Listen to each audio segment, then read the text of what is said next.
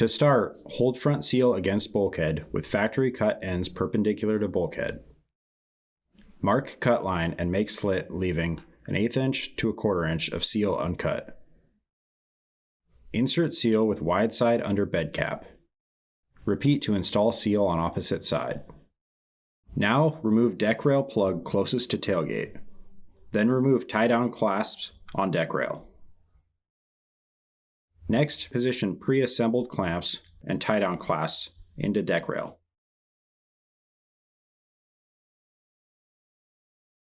Replace deck rail plug. Position side rail between clamps and box wall.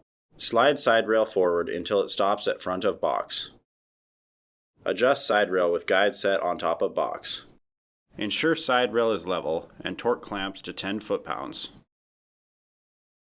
Repeat this process to install side rail on opposite side. For remaining cover installation, refer to standard instructions.